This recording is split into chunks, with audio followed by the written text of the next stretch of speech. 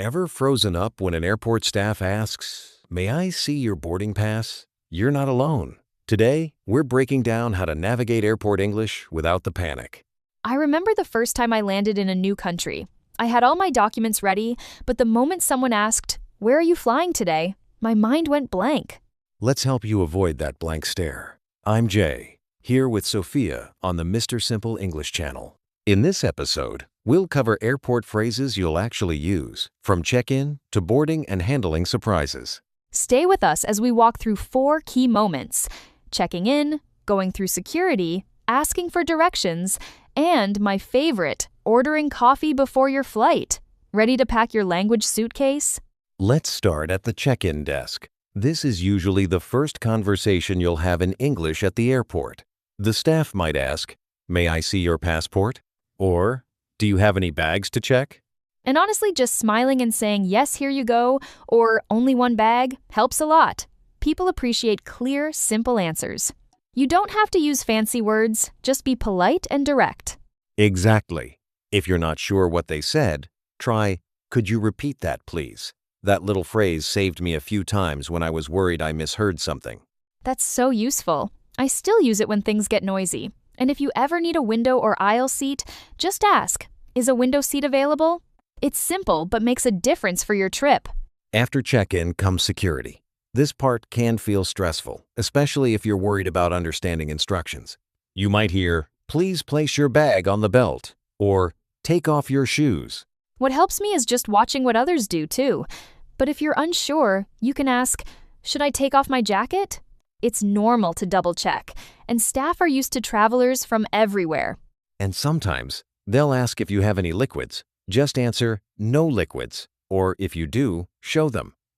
Staying calm and asking for clarification really lowers the stress.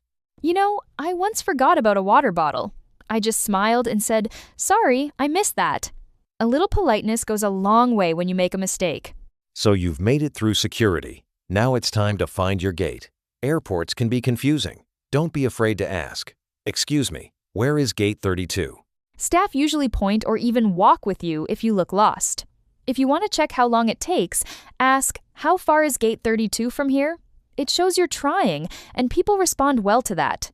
Once, I got lost and just said, "I'm looking for gate 22, and a friendly staff member drew a map for me. Sometimes you get more help than you expect if you just ask. Exactly. And signs can be tricky, so don't worry about asking twice.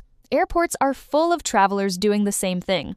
Before your flight, you might want to grab a snack or coffee. This is another chance to practice useful English. You can say, "Could I have a coffee, please?"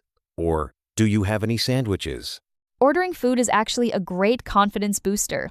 Even small chats like, "What's in the chicken sandwich?" get you talking and make you feel more comfortable. And don't forget to listen for your order number or name. Sometimes they'll call out, "Order 22, coffee ready." So pay attention when waiting nearby. That's true. And if you miss it, just walk up and ask, "Is my coffee ready?" People are happy to help, especially when you try to speak their language. Let's talk surprises like flight delays or lost items.